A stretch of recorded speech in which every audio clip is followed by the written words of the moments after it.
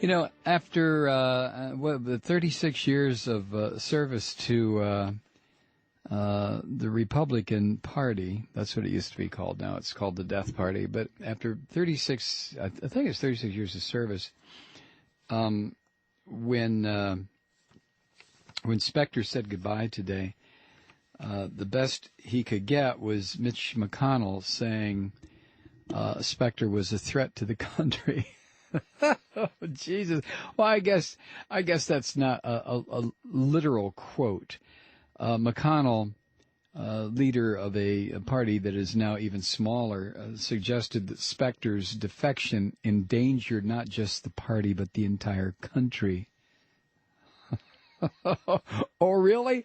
What, one man switching parties? Right. This from Mitch McConnell, this weird, strange senator from Kentucky who chews his own epiglottis when he talks. I don't know how he does that, but he does it.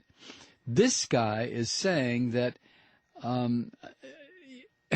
he's got about 300 things he could pick from over the last 8 years prior to the Obama administration occurring that could be an endangerment to the entire country. But the switching of Phil Spector, good God.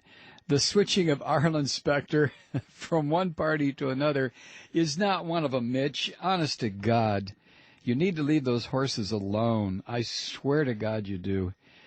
Man.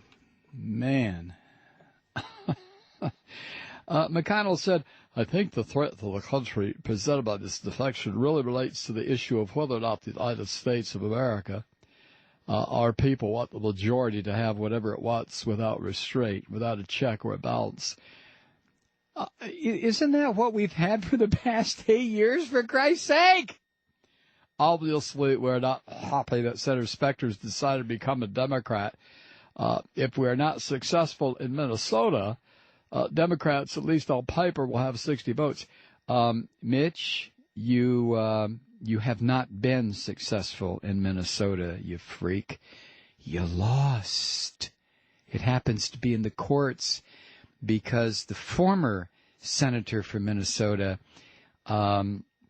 is not manly enough to accept his defeat. I think the danger of that for the country is that there won't automatically be an ability to restrain the excess that is typically associated with big majorities in single-party rule. The excess? Are you referring once again to the past 8 years, Mitch? Isn't this amazing? Don't these guys just... I mean, now it's becoming comedy because they have done so much damage, even if they were still able to interest more than 22% of the American public. There's not much more damage they can do. So since the Republican Party is a party that is, in fact, being murdered, per my suggestion of several months ago, it is being taken to the field and beheaded. It is having its hands tied behind its back, a cigarette pushed into its mouth, and the rifle shots ring out. It is. And since that is the case, does anybody care anymore? But it's become comedy. Not even dark comedy. You can't make parody of something like the Republican Party. It can't be done. Saturday Night Live, the best comedy troops in America, cannot parody the Republican Party. Can't be done. They can still parody the brown shirts who infest media, the Republican brown shirts, but certainly not the Republican Party. Texas Republican John Cornyn, Senator Cornyn, who, well, what to say about old John? I don't know what to say. He does remind me of Wyatt Earp. He really does. But he said that voters in 2010 will have the choice between what he calls potentially unbridled Democrat supermajority versus the system of checks and balances that Americans deserve. What? Checks and balances? You rat son of a bitch, you. Oh, my God. The past 8 years, I mean, the Democrats couldn't say honey with a mouthful of it.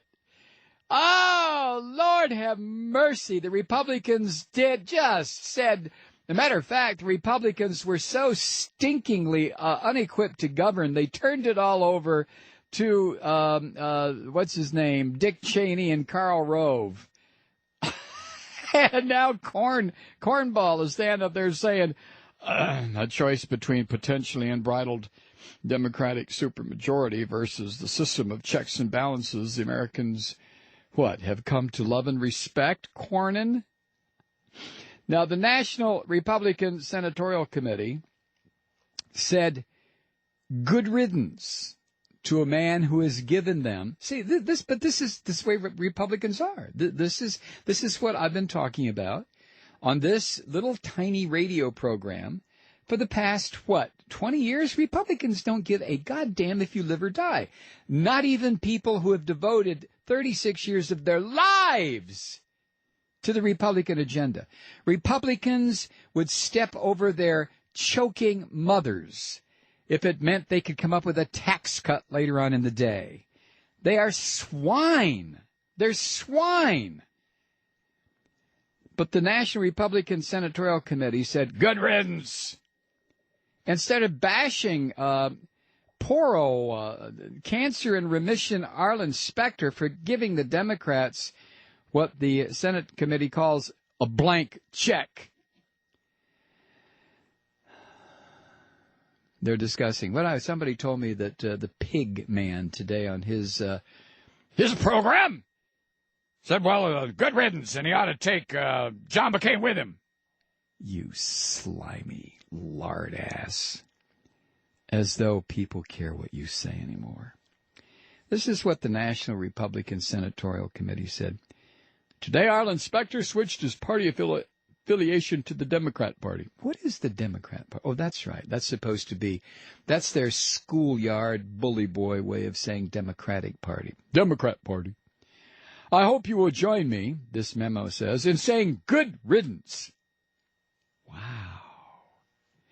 Don't give the Democrats a blank check. Support the NRCC.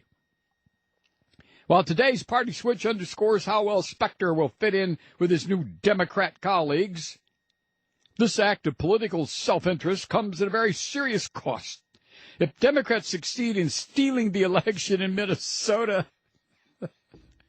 oh, you whiny-ass, miserable little bastards, they'll have a filibuster-proof majority in the Senate.